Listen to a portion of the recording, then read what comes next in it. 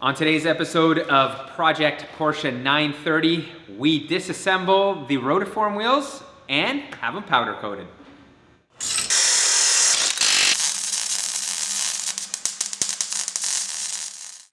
Pete's so important, he only has pro drifters dismount his tires. Well, these wheels are actually worth something.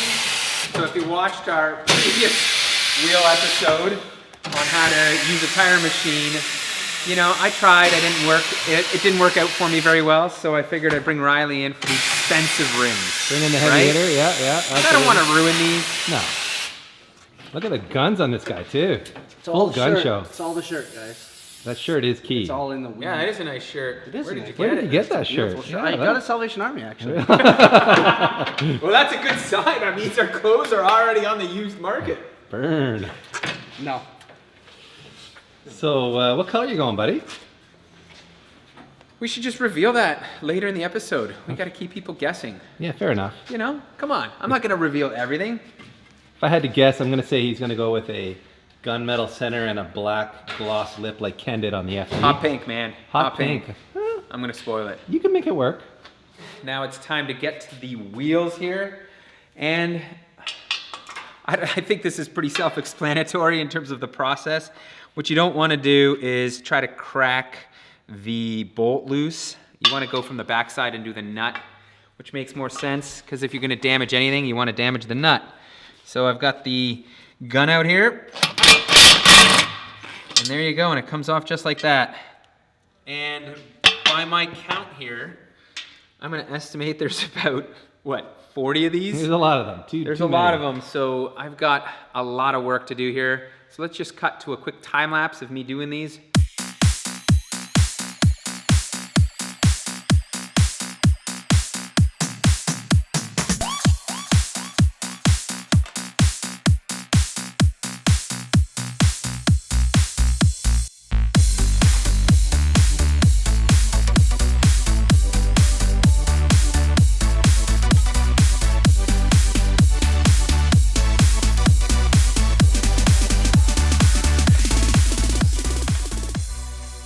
Not difficult work, but it certainly is tedious. Nevertheless, everything's broken down.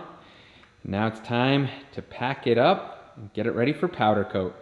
So I was about to head out to Stripping Technologies to drop the faces, lips, and hardware off, but guess what? NV Auto is a drop-off depot for them. So I'm just gonna leave all this here, and when I come back in a week, you're gonna see what color I've chosen. And I am back. It's been about 2 weeks since the wheels were dropped off at Stripping Technology. And are you ready for the big reveal as to what color I chose? I feel like a magician here. Ready? Ooh. There you go.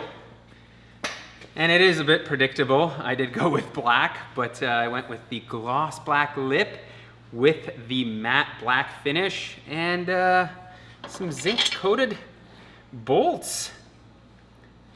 So I think now it's just time to assemble these, and then we're gonna see how they look all put together. I've got some tires we're gonna put on, and I may have a little bit of extra details to do on the center cap. I'm thinking to spruce the wheels up. You guys will tell me whether you like it or not. Dave's already not on board with it, but we'll see what it looks like.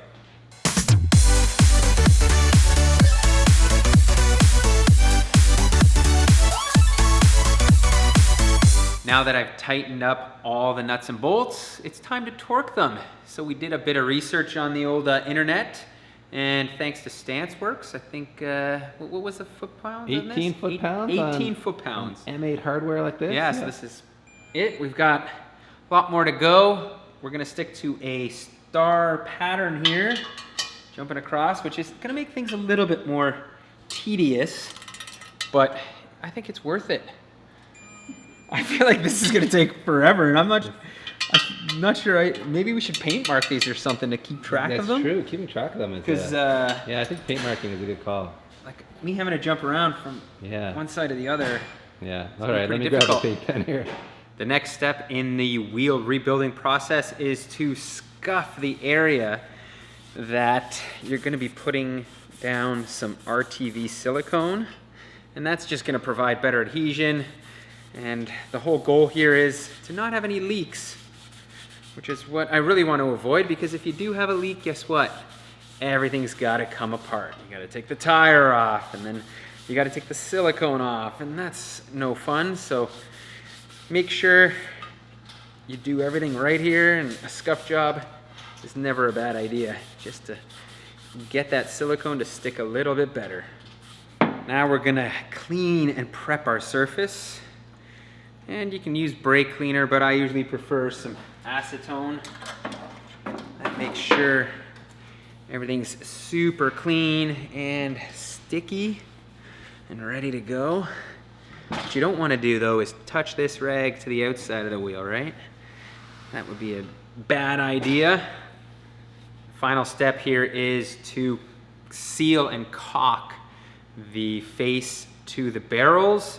And Dave told me the Permatex black silicone RTV is what you want to use, because it, what is it? Doesn't stick, or it sticks to aluminum? Yeah, exactly. It's designed to be used in automotive applications, so it's like non-acidic or something like that. Okay. I forget the specifics, but it's good on aluminum, so that's what you need. After a little bit of debate, I think the consensus is we got to smear it to lock it in. There may be air pockets. So normally I think you could use some dish soap on your finger to make this better, but because I'm going to be doing the other side, I don't want to contaminate it. So I'm just going to give her like this. Now for the other side, I think I'm going to go with a little less silicone. And DP, if you would have cut this hole a tiny bit smaller, I'd have an easier application, but I think you under the bus on the you went a little thick on it, you know? All right. So I'm gonna try to do this very sparingly now. Less silicone is so much better. Look at this now. Yeah.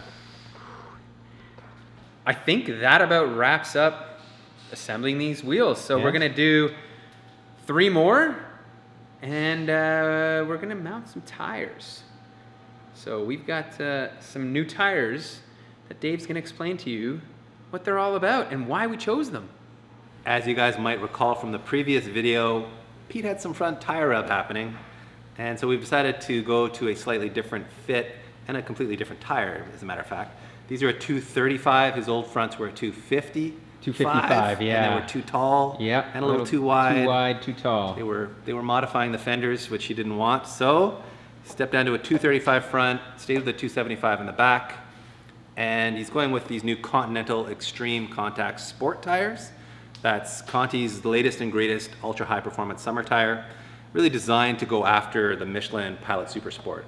They readily admit that that was like the industry standard for a true high performance summer tire, and they wanted to compete with that with this new tire. So big changes over the old Extreme Contact DW, which is a tire Pete and I know a lot about because we ran those tires at our old modified tuner shootout. You betcha. So this is the replacement for that tire, and it's all new from the ground up. It's a new compound.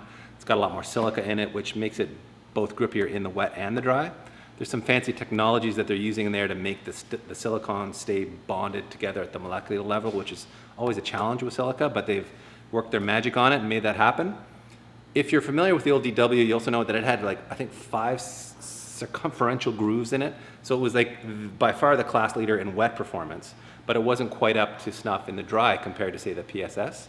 So to fix that, they've given it only these 3 big grooves, plus this extra little groove that's sort of got a step in it, which connects to some of the grooves. I think every 4th or 5th groove in the outer block feed water in there. So it's still a very good wet tire. In fact, they say it's still the class leading wet tire, but because they've reduced the number of big grooves, they've got more rubber on the road, which improves dry grip.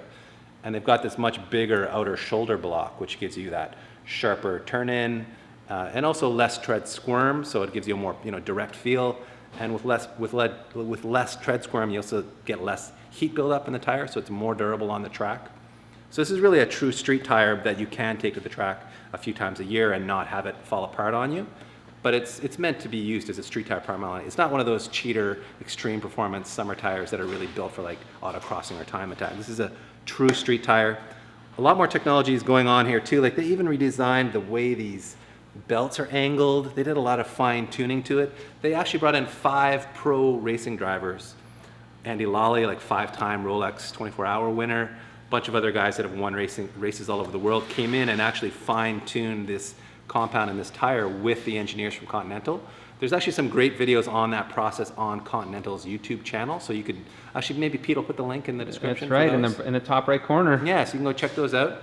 The one problem we do have is that the RTV on the wheels need 24 hours to harden before we mount them. So I think we got to do one of those YouTube spin to tomorrow moves, PT. What do you think? Yeah, and we are done. Well, hello there. We're back to install these tires, and we've retired Dove after he scratched our Koenig wheels. And broke the bead in the tires. That's right, he broke the tires. The internet was so right. Oh man, they were so right about that Dove guy. So we brought in the pro drifter, who's obviously the most experienced tire installer that they have at NV Auto. The master of destruction. Riley Sexsmith, had the best last name in the world. He's gonna mount up our Contis. So talk us through this, Riley, so the internet knows how not to mount tires. I'm not a formally trained tire mounter. I just try not to wreck. Ooh, oh, I think I heard a bead rip there. Oh. How do you do this so much better than Dove though? Because that was just clean. I mean, and look at the soap on here. Those aren't scratches. That's soap, everyone. That is soap. I don't know. I think did that's not a use a scratch. file Oh to my soap goodness, off that's there. a See, scratch. it's soap. That's a huge scratch. That- No. It might have actually been No, soap when I think Dove that's did a it. scratch. What do you think? Why do they put this D and this W on the tread block, PT? I think it's a wear indicator. Is that correct? It is a wear indicator. Ooh, I know my stuff. So it's like the W, which stands for wet, is cut to something like, I don't know, 430 seconds tread depth, and when that wears off, so when you no longer see the W, it means these tires are really not, in Continental's opinion, suitable for wet use anymore. And when the D disappears, that means you're truly down to the wear bars, and these puppies are scrap, shouldn't even use them in the dry. I think it's actually a pretty cool concept to put a wear indicator for dry and wet in the tread block like that, so it's a cool sort of Conti thing that they do. And in other news, Dove is back to using a machine. Careful. I don't know what I'm doing. Look, Riley internet, Dove's doing things. Riley had to take a phone call. This is the only reason I'm doing this. Things are going to go horribly wrong now, everybody. Please go on Step the away tire from the comment tire and- balancing machine. I'd say those look mighty fine, don't they, They DP? do look mighty fine, and you can see that the overall tire height front to rear is almost the same. I think the rears are slightly taller, which is normal on a 911, and I really like the way the tires fit on the rim. Oh, yeah, Conti's it's- got like that nice sort of contour to their sidewall. Yeah, it's so much better than the Nittos, and as much as I love those tires, they have just more of like a flat square sidewall. Square sidewall, yeah, very vertical sidewall, where these are more So it rounded. exaggerates the stretch, and these actually look phenomenal in that sense. They don't Yeah. really have much of a stretch at all. Yeah, as you no, can they see. fit the wheels perfectly. So I think it's time for you to maybe do a little center cap tuning. Yeah, I think it's time we get to that. There's been some fierce debate as to whether I should take the center caps and leave them alone as a flat black color. See, I don't mind the look, but I also think it's kind of boring. So I came up with a brilliant idea of using some Plasti Dip and spraying them red. Ooh. And Dave doesn't think it looks good. I believe I described it as looking like a clown's nose. Yeah, I kind of like it, you know? But it's still not good enough for me. So the next step of what I'm going to do is try to match the gold accent of the bolts with either one of these paint pens. I'm not sure which color to go with. I've got the Ford Sunburst Gold, Okay. which looks pretty close, Yeah. and then just a GM regular gold. Oh man. I think I'm going to start with the Sunburst Gold, as it's got a lighter hue to Okay. it. And I definitely don't have a steady hand for this, though. Where's Ken when you need him?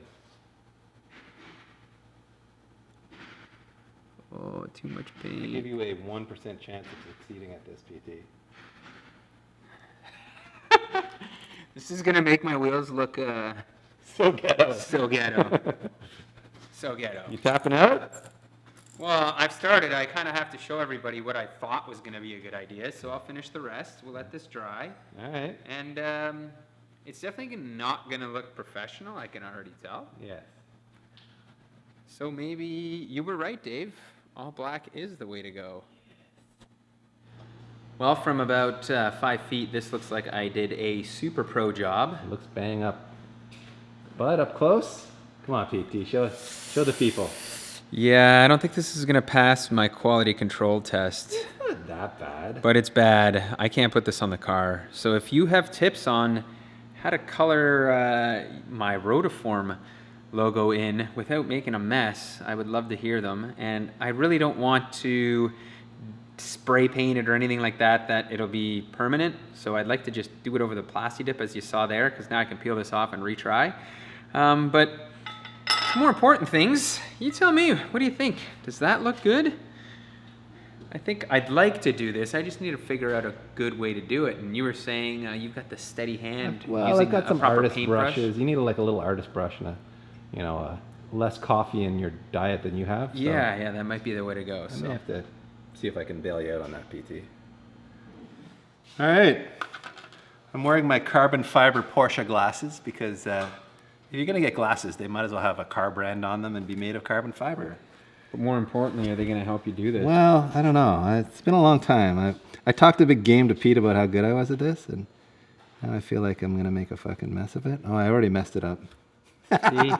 First, It's impossible to do. well, I think I need a smaller brush and a younger hand. But it does flow in there pretty good if you get it, if you put the brush in nice and wet. You can see it's kind of trying to flow into the shape of the letter. And the verdict is in, DP. Oh, this looks so good, Pete. Wow, thank you. You did a good job. It looks like a 2-year-old did it Yeah, as an art so, project.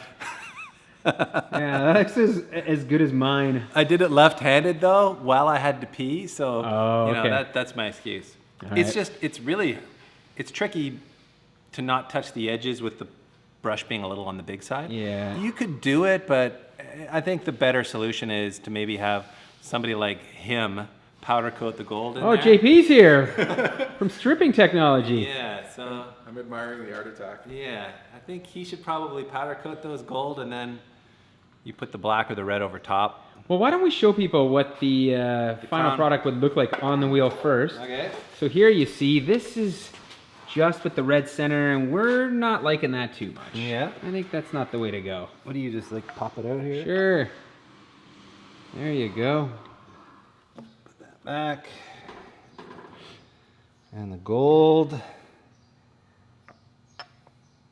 Ooh. So fancy. See, that looks good from afar. It does pass like the 5-foot test, but Yeah. it definitely does not If pass someone like comes the and looks at the 1-foot test. wheels up close, they're going to be like, what did these guys do? Yeah, is this a knockoff wheel? Why does that look so horrible? Right. But I at first I thought the red was going to look like a clown nose, but I actually kind of like it. It's not terrible.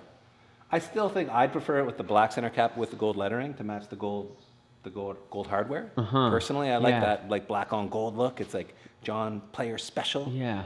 But the red is good, and So maybe what we should do is do the black on gold first, because that's going to require JP Yep. just to put a little bit of gold in rather than have to Yeah. strip them and all that jazz. And if you want the red, you can put the red over top the black, and you'll still have the gold lettering looking like it wasn't done by a preschooler.